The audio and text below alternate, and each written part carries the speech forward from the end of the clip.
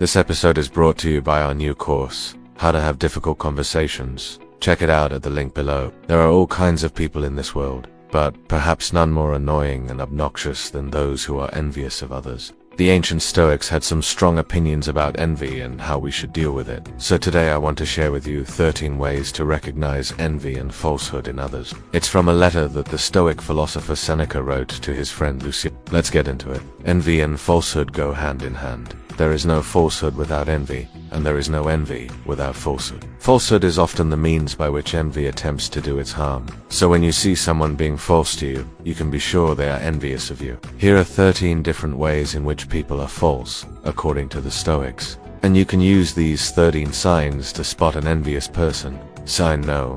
One is that they will always prefer the lower office. When your friend is offered a promotion or a better job opportunity, they say no.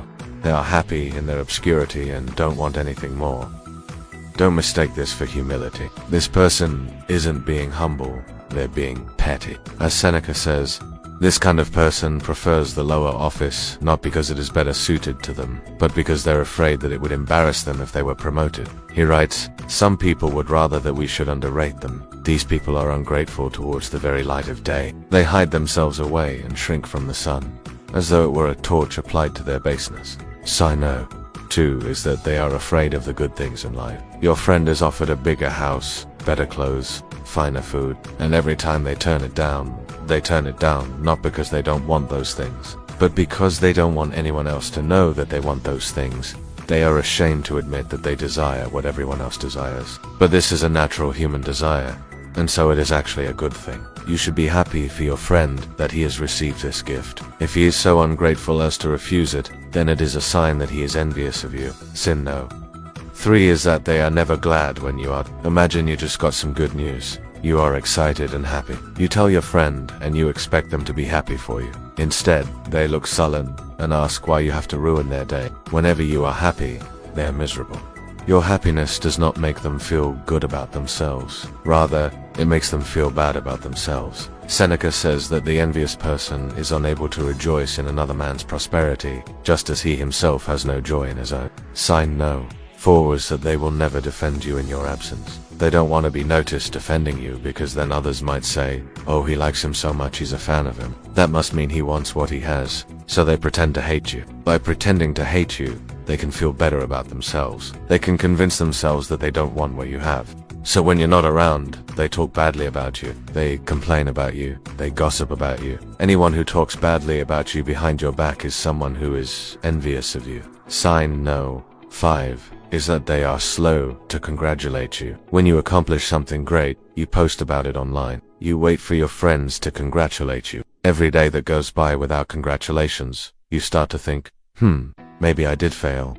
Maybe I didn't really accomplish that. And then one day you get a generic congratulatory message from your friend. It was probably a form letter they sent to everyone. They only did it to save face. They didn't really care. The fact that they waited so long and that they were so non-specific in their praise shows that they are indifferent to your success. Say no. 6 is that they keep up with your business. You are always hearing from them whenever you get some good news. Well, because they need to know everything you're doing. They need to know whether you are doing better or worse than them. And if you are doing better, then they need to figure out how they can tear you down. Sign number 7 is that they try to belittle your accomplishments. When you tell your friend about your accomplishment, they don't offer congratulations, instead saying things like, that sounds like a lot of work, or, oh well, that doesn't sound like a big deal. Why do they do this? Well, because they want to feel superior to you. So they try to minimize your accomplishment and make themselves look better. Sign number 8 is that they mock your values. You decide to live by a certain creed or value. For example, you decide to become a minimalist, but they ridicule you for it. They may say things like, are you really still doing that? How childish. They mock you for trying to improve yourself. They mock you for your dedication to excellence. They do this because they are threatened by your self-improvement. You becoming a better person reminds them of what they aren't. Sign no. 9 is that they will always bring up your mistakes. You tell a funny story about yourself. You admit a mistake you made. Now that mistake haunts you forever. Whenever they tell that story to someone else, they always add, and he told me this while we were laughing, but I reminded him of that mistake again just to put him in his place. Sign number 10 is that they never invite you anywhere. Let's say you and your friend both work in an office. You go out with some coworkers. Who does your friend hang out with? The losers. They only ever invite the people who are worse than them. They never want to be seen with the high achievers, the beautiful people, the talented people. Why? Because they are too afraid to be compared to you. Sign no. 11 is that they are always blaming you for something. They may not even know what they're blaming you for, but they just need to blame someone. So they blame you. They will accuse you of being a troublemaker. They will accuse you of being arrogant or boastful. They will accuse you of showing off or trying to impress people. They will accuse you of being rude or impolite. But deep down, they know they are lying. They know they are just jealous of you. Sign number 12 is that they don't want you to get any better. You are given an assignment at work. A promotion is on the line.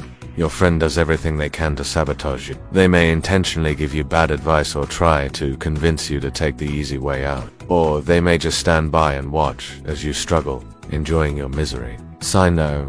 13 is that they only want to help you if it benefits them. At first glance, this may seem like a generous sign, but it's actually quite the opposite. See, the envious person will only help you if they believe it will benefit them in some way. They may pretend to want to help you, but their real motivation is that helping you will also help them. They won't do anything for you if it doesn't benefit them in some way. Even the most generous act they perform is really just an investment in their own reputation. So, those are the 13 different ways that someone may be acting falsely towards you. They may not even know that they're being envious of you, but these 13 signs are surefire ways to spot them. Seneca closes out this letter to his student Lucilius with these words, "But if anyone should say to me, 'What am I to do then?'